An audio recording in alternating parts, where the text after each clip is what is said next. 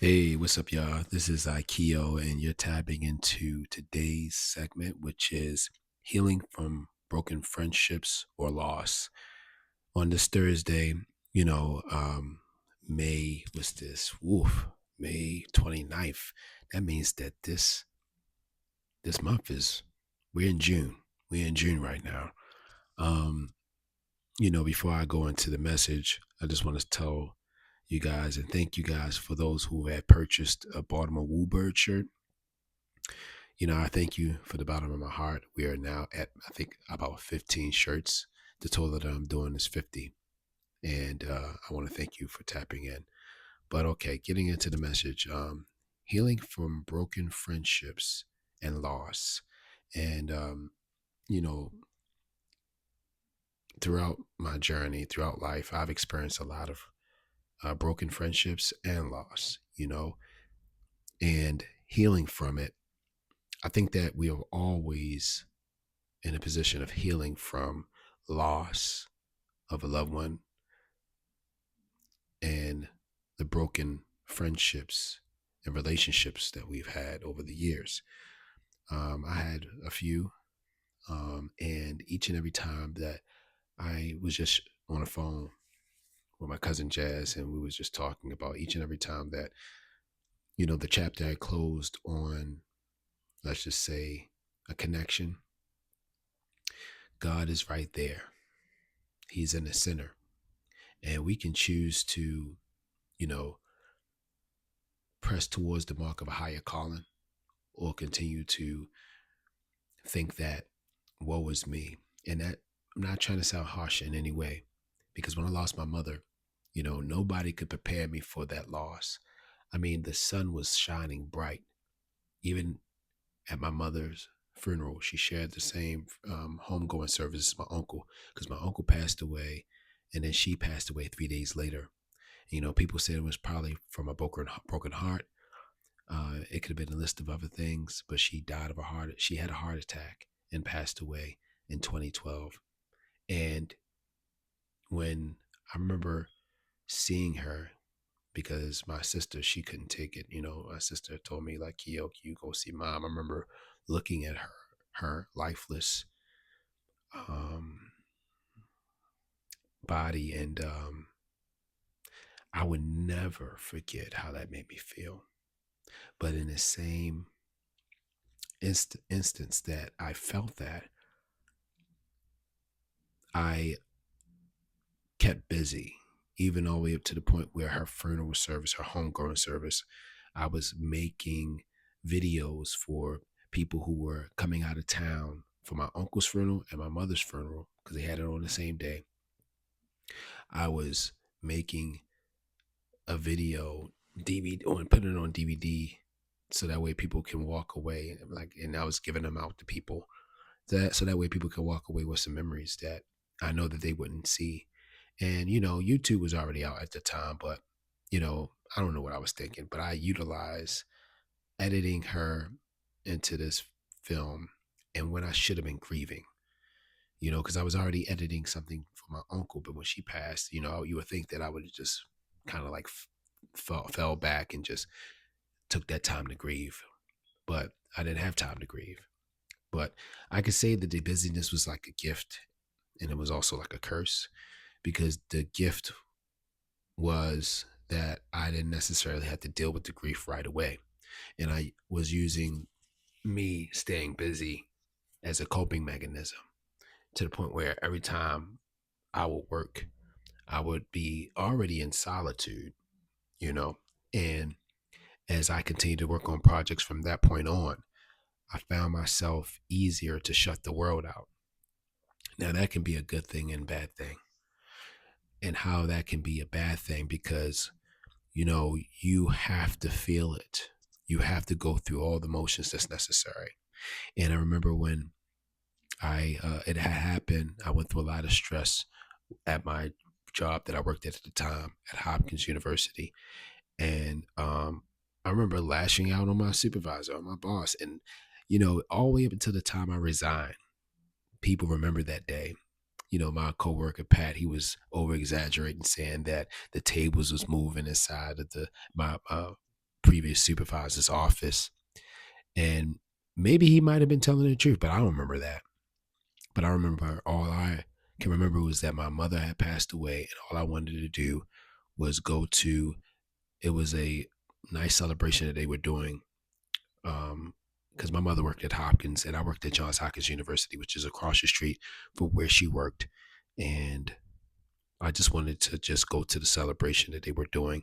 And my supervisor was giving me slack only because he was trying to write up my friend Pat, my friend PJ, and he didn't have the courage to write him up, just him alone. So he kind of like, he knew what I was going through. He knew that I even asked him, can I spend time to go across the street? Because at the time we only had 30-minute breaks, which really isn't anything to have a lunch break, right? So every time I had any type of hardships that went on, I always found a way to mask it with staying busy. And it was all the way up to the point where I parted ways with one of the um, with my ex girlfriend, who we was in a long term relationship. It was very long term. It was like 7 years, right? I know, crazy. And when it was time for us to break up, I'm living on my own, and I remember I was so connected to this individual that I didn't even know how to shop for myself. I didn't even know I would go to the supermarkets and not know what I want to eat, because I know that we both shared the same life together. And in times where I would utilize the busyness while I was grieving, I sometimes didn't have to worry about like cooking, because while I was working and she knew I was working, she would be doing those things to help me. And over time, if you don't use it, you lose it. So my mother was a cook. I might have not been the best cook, but my mother made sure that she taught me and my twin sister and my older sister how to cook. But over the years, you're not necessarily exercising that muscle. I remember even when I first started dating and being with my ex girlfriend way back, we had split ways in 2015. But I remember one of the reasons why she fell in love with me, because when her mother passed away before my mother passed. Um, one of the things she fell in love with me was because I held it down. When their mother passed, I was cooking every day. Because when you're going through grief, you need a home cooked meal. You need certain things to cope. You can't keep on going out and having, certain foods. It's nothing like a meal made up with love. And with the friendships that I've had, shifting gears a bit, of outgrowing certain people, no one talks about when you are trying to be better and it's individuals that don't want you to be better. So then you're forced to say, oh, okay, well, I have to now elevate. And when you elevate, it's not happy. Like, it wasn't happy for me when I stopped drinking in 2019. And the amount of friends that I had, or the things I was able to do when I was able to go out and able to have fun. And then when I stopped drinking, that slowly but surely I stopped being invited to certain things, because it wasn't that, the thing that I stopped drinking. I think that I made people uncomfortable, because at the time, now you have like this generational boom that a lot of people old and young are now not drinking anymore. But when I decided to do it, it wasn't that generational boom. It was like the heart before COVID 2019. And you would think that with a breakup, because I experienced a breakup with another ex that I've had, and you would think that with the breakup and with COVID, when all those things was happening, then I would utilize alcohol for grief, but I didn't. It got to the point where I even started dating again. And then I think it was sometime, I want to say in 2021, 2022, I decided to not be intimate.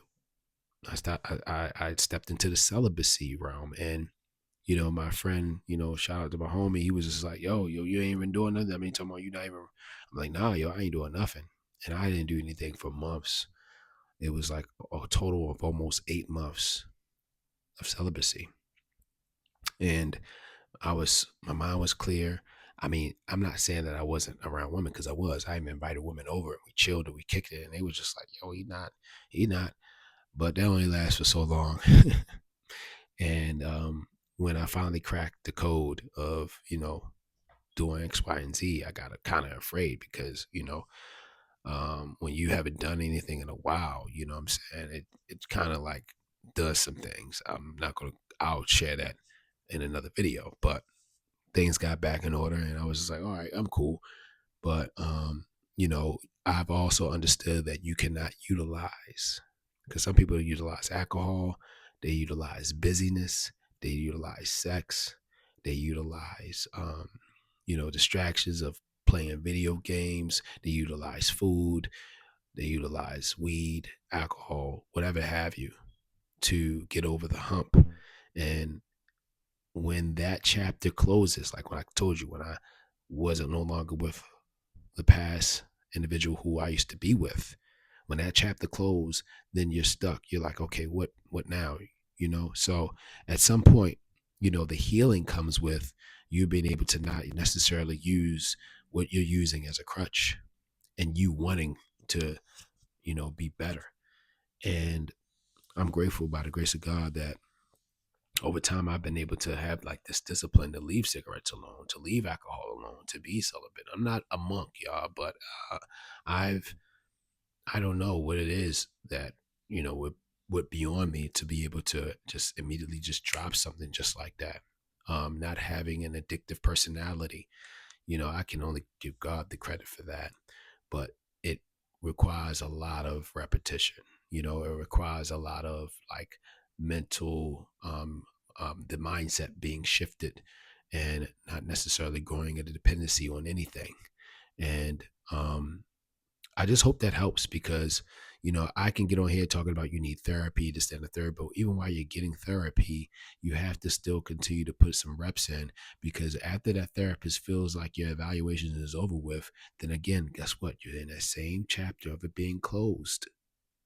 And if you haven't done whatever you feel like you should do in the midst of that therapy sessions or the midst of you kind of growing into your healing journey, if you haven't done the work, then just like I told you how when I had parted ways from the girl who I used to be with, I feel like when I went to any store or somebody asked me, what do you like to do? What's your favorite thing? And I couldn't even answer the question. I couldn't even answer the question. So, healing begins with you. Healing begins with, okay, pouring back into yourself, knowing when you need to pour, knowing when you need to step back, knowing when the connection is good, knowing when the connection is bad. And it's okay if it's bad. All you have to do is move to another spot for the connection and for the bars to be discoverable again. The bars is the community. The bars is the good environment. The bars is the miracle territory. Right when you're miracle territory, then that's when you're connected to answer to what? The call. Answer to your calling. So you can move forward. And that way you can get to your destination where you're trying to go. Because if them bars is low and it's bad reception, you gonna be stuck. And whoever with you gonna be stuck. And both of y'all gonna be in the woods, in the wilderness. 40 days and 40 nights, man. So yeah, I hope that actually helps someone today. Um, so many things I can talk about with losing, family members, loved ones, having friendships that, you know, I had to just kind of like take a step back, you know what I mean? And let go and let God, you know? So that's it for this one. I'll catch you on the next one. Hope this helped you. And if you haven't bought a Baltimore Woolberg tea, I encourage you to do it because I'm doing the first 50, and after the 50 years, I'm cutting it off. You know what I mean? And I may bring them back for the next batch, but this one right here, yeah, you might want to jump on that immediately. And thank you for those who've already made a purchase. Oh my goodness, thank you so much. Also, you know, there's some few things that's happening, but we only got a couple of more days of this. You know what I mean? I told you I was going to do 30 days, and after that, I'm taking a break. But peace.